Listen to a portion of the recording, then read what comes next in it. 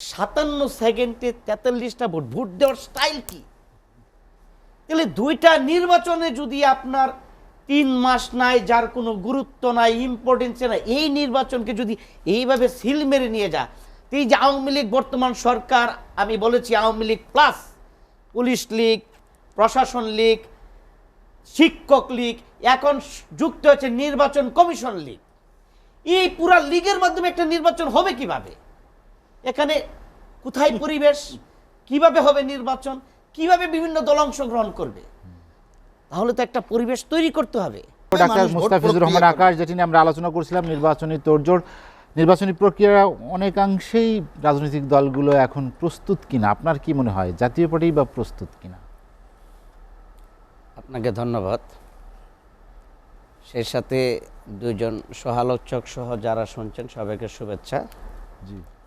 Israel যুদ্ধের নামে গাজায় যে গণহত্যা শুরু করেছে, আপনার এই টেলিভিশনের মাধ্যমে তার তীব্র নিন্দা জানাই এবং বিশ্ববাসীর কাছে আমার অনুরোধ থাকবে, এই যুদ্ধ অবিলম্বে বন্ধ করা উচিত, এই গণহত্যা বন্ধ করা উচিত।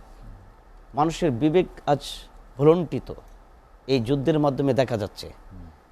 একটা দেশ ইসরায়েল এইভাবে শিশু হত্যা করতে পারে না, এভাবে মানুষ হত্যা করতে পারে না। সো এর তীব্র নিন্দা আবারও জানাচ্ছি এবং যুদ্ধ অবিলম্বে বন্ধ করার আহ্বান জানাচ্ছি। সেই জন্য মাননীয় প্রধানমন্ত্রীকে আমি ধন্যবাদ দিচ্ছি, উনি আহ্বান জানিয়েছেন বাংলাদেশের পক্ষ থেকে। দেখুন, নির্বাচন ব্যবস্থা যেখানে পৌঁছেছে, আমরা সামনে 2টা নির্বাচন দেখলাম, এটাকে নির্বাচনের মহড়া বলা হয়। আপনি যখন এই এসএসসি এক্সাম দিবেন, তার আগে প্রি টেস্ট হয়, সরকার প্রি টেস্ট দিল, সাথে নির্বাচন কমিশন প্রি টেস্ট দিল। আমি আপনার এখানে বলে যাই, এই নির্বাচন কমিশনের যদি বিন্দু মাত্র লজ্জা থাকতো, বিন্দু মাত্র জ্ঞানবোধ থাকতো, যে এত বড় বড় সরকারের আমলা ছিলাম, এখন এই একটা স্বাধীন কমিশন গঠনের কমিশনার আমরা, সেদিনই পদত্যাগ করা উচিত ছিল। এই আমি বললাম, এই মেরুদণ্ডহীন নির্বাচন কমিশন, আপনার কেন বলেছি, একটা বিবৃতি পর্যন্ত দেয় নাই।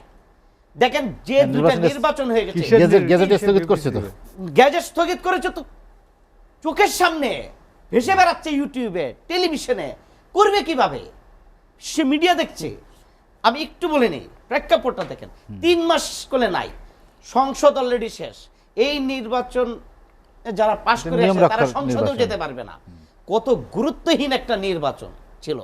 আওয়ামী লীগের উচিত ছিল এটাকে কিভাবে ফেয়ার করা যায়। নির্বাচন কমিশনের উচিত ছিল, দেখেন, জাতীয় পার্টির ক্যান্ডিডেট লক্ষ্মীপুরে এবং চাকের পার্টির ক্যান্ডিডেট দুপুরের সময় বলল যে আমাদের এজেন্টকে বের করে দেওয়া হয়েছে এবং সিল মারা হচ্ছে। তারা বলল না, সুষ্ঠু নির্বাচন হচ্ছে। এই যে তারা বলল সুষ্ঠু নির্বাচন হচ্ছে, পরবর্তীতে দেখলাম ভাই যেটা বলল যে 57 সেকেন্ডে 43টা ভোট, ভোট দেওয়ার স্টাইল কি?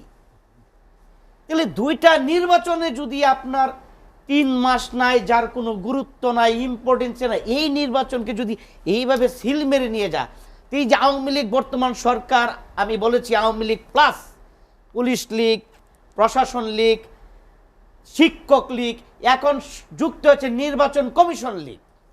এই পুরা লীগের মাধ্যমে একটা নির্বাচন হবে কিভাবে? এখানে কোথায় পরিবেশ, কিভাবে হবে নির্বাচন, কিভাবে বিভিন্ন দল অংশগ্রহণ করবে? তাহলে তো একটা পরিবেশ তৈরি করতে হবে। দেখেন, নির্বাচন কমিশন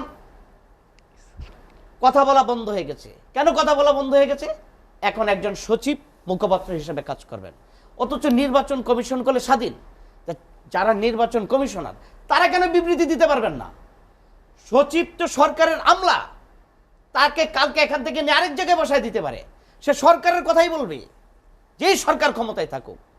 একজন আমলাকে কিভাবে একটা সাংবিধানিক সংগঠনের আপনার মুখপাত্র করা যায়? এটা কি সম্ভব? আমি প্রধান নির্বাচন কমিশনার, আমি বলে নেই, আমি প্রধান নির্বাচন কমিশনার হাবিবুল আউয়ালকে মনে করেছিলাম একজন সজ্জন ব্যক্তি। প্রথম যখন উনি আপনার নিয়োগ পান, আমি ওনার কিছু কথাবার্তা, আমি মানুষের সাথে কথাবার্তা বলেও আমার কাছে মনে হয়েছিল উনি হয়তো কিছু একটা করবেন। উনি কিছু কথা বলা শুরু করেছিলেন, কিন্তু এই যে 2টা নির্বাচন, এর আগে অনেকগুলি ওনার সমালোচনা করেছে নির্বাচন নিয়ে, কোনো নির্বাচন উনি ফেয়ার অ্যান্ড ক্রেডিবল করতে পারেন নাই। ওনার কি এটার দায়িত্ব নয়? দায়িত্ব না থাকলে পদত্যাগ করেন, সরে যান। আর কত বছর বাঁচবেন? আমি পারছি না। এই যে মুখ বন্ধ করে দেওয়া হলো, এই যে আপনি নির্বাচন করতে পারলেন না, আপনি সরেও যাচ্ছেন না, তাহলে কোন পাগলে বিশ্বাস করবে যে এই যে আগামী সংসদ নির্বাচন সুষ্ঠু হবে? কিভাবে সুষ্ঠু হবে? তার আলামতটা কোথায়? আওয়ামী লীগ পারত তো একটা ক্রেডিবল ইলেকশন করতে।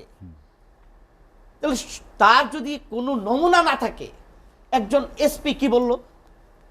এসপি সাহেব বলল আপনার এসপি কাজী মনিরুজ্জামান সবাই মিলে প্রধানমন্ত্রীকে ক্ষমতায় রাখতে হবে। হ্যাঁ, সবাই মিলে চেষ্টা করতে হবে। আরে ভাই, সবাই মিলে যদি চেষ্টা করে, তার ইলেকশনের দরকারটা কি? সিলেকশন করে দেন না। কেন ইলেকশনে যাব? কেন এত টাকা নষ্ট করবেন দেশের? এমনি তো দেশ কোথায় গিয়ে দাঁড়িয়েছে? আওয়ামী লীগ সরকার একটা দানবীয় সরকারে রূপান্তরিত হয়েছে, দেশটাকে চেটে পুটে খেয়ে ফেলেছে। দেশে নাই তো কিছু। তাহলে আর তারপরে আপনি নির্বাচন করবেন, এতগুলি টাকা নষ্ট করবেন, কিছু দেখাবেন। অলরেডি আসন বন্টন হয়ে যাচ্ছে, কে কোথায় দিবেন?